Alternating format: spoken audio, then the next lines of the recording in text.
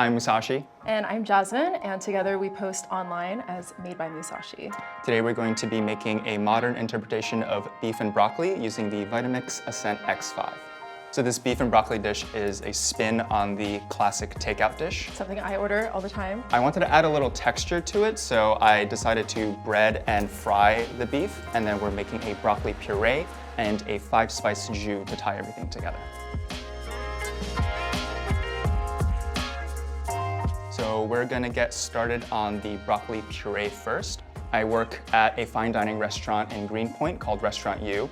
This broccoli puree is something that we actually use for one of our main courses. I'm gonna have all the components ready before I start cooking anything. In the kitchen, we call this preparing your mise en place, everything in its place in French. We're going to be blanching the broccoli florets in heavily salted water with the spinach. And then meanwhile, I'm gonna prep some of the aromatics. I feel like this was a pretty safe activity for me to do. I survival cook. I cook what I need to. But I watch a good amount of cooking shows so I can understand to some extent what Musashi's talking about. So I'm using a mandolin here to make sure the coins are all evenly sliced. Just be really careful on these. Musashi recently hurt his thumb on a deli slicer, which is basically the much larger version of the mandolin. Much more dangerous. Okay, so now we're going to blanch our florets here. Make sure it's heavily salted. Okay. So while that's going, we're gonna start sauteing the broccoli stems with our other aromatics.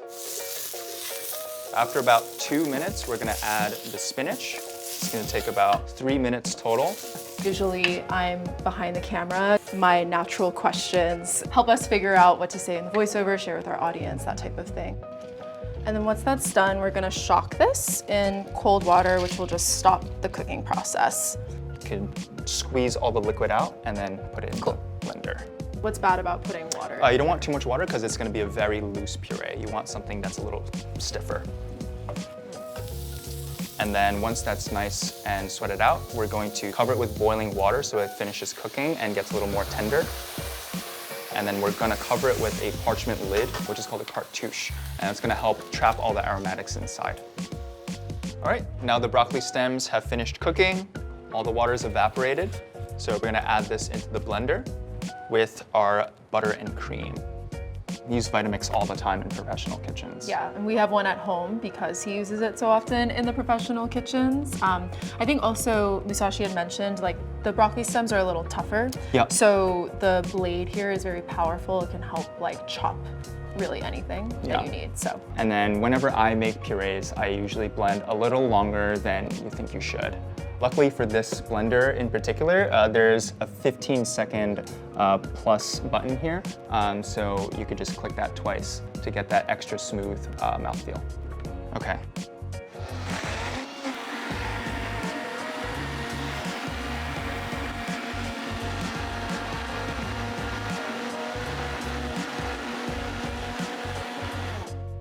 So it's super, super smooth. I'm gonna shock it in ice water. And this is gonna help set that green color. Cool, so now that the puree is done, we're going to toast some spices. So we have some star anise, we have fennel seeds, we've got 1 clove, red Szechuan peppercorns, and 1 cinnamon stick. This is a very traditional blend of spices. Very common in Chinese cooking. Yes, so Jasmine's gonna toast that very lightly. While she's doing that, I'm going to velvet the meat, which is basically adding baking soda to it, and it's going to tenderize it.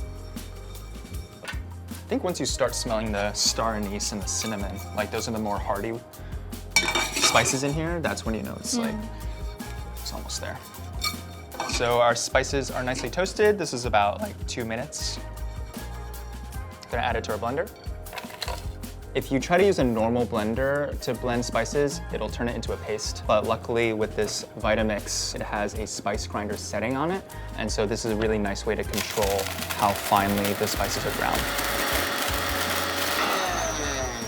It's totally automatic that it's stopped. Crazy. It's crazy. It smells so good. Wow, it's really nice. Yeah. Okay, so the beef has been sitting in its velvet for a little bit of time, so I'm going to go rinse the baking soda off and then pat it dry. Awesome. While Musashi does all of this. Yeah, and while Jasmine does that, I'm gonna prepare the breading for the beef. So we have some all-purpose flour here. I'm just gonna season it a little bit with salt and our 5-spice mix.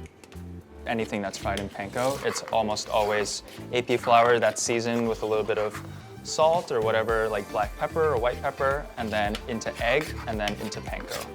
He will, depending on what he's cooking, flavor it with different things that are relevant to the dish. So in this case, he's going to take egg and add soy sauce. And then the 5-spice mix obviously went into the flour. And then we're going to strain it, and this is going to remove those thick bits of egg white. So we have this set up here. AP first. Okay. Just classic, one hand is for dry, and then one hand is for wet, so it doesn't get super sticky on your hands. So whenever you add anything into a hot pan of oil, make sure you place it away from you, so any oil is splashing that way. So Musashi is just going to cook it until it's a nice brown color. We're really just looking for the color, but you don't need to worry about cooking it all the way through like you do for chicken or pork. Did I get that right? Yeah, nice. Perfect. Cool.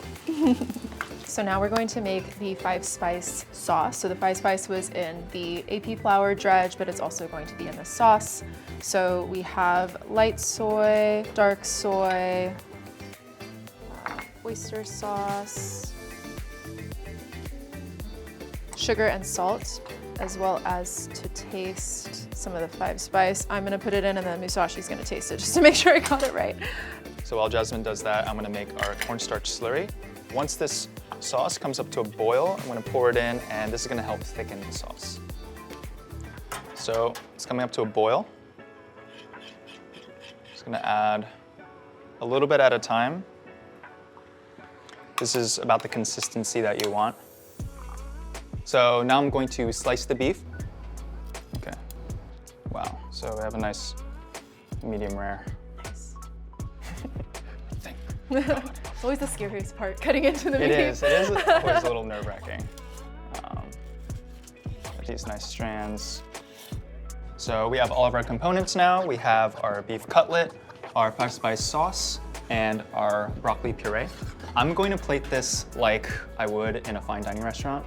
Honestly, for technique, I'll get a lot of inspiration from Instagram and read a lot of cookbooks. There's a lot of hiding of ingredients in fine dining, so it looks really simple, but there's actually a lot going on underneath. I also have some cilantro to garnish this with. This is totally optional, but it's more for visual effect. And then I love adding cilantro stems to things. It adds a nice little crunch. All Okay, right. I'm starving. So now, best part, we can taste this. Okay, you ready? Okay, I like the end piece because they're like crispier. I'm gonna get some of the sauce.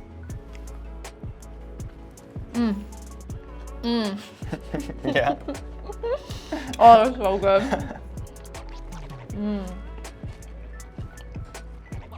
Still has that like nice, like the spices are really warm and like comforting. I think as the weather cools down, it's really nice. Musashi went a little extra with the plating, but I feel like even if you plated it a little bit more home style, it would still be super yummy. And maybe this is a dish that you would make if you're trying to impress someone or if someone's over at your house. And especially with the Vitamix, because it's just like an all-in-one tool, it also helps you save time, so you don't need to be prepping too much while you're trying to entertain guests and whatnot. Well, thanks for cooking with us today, guys. If you want to find the recipe, you can find it on Food52, and we'll see you next time.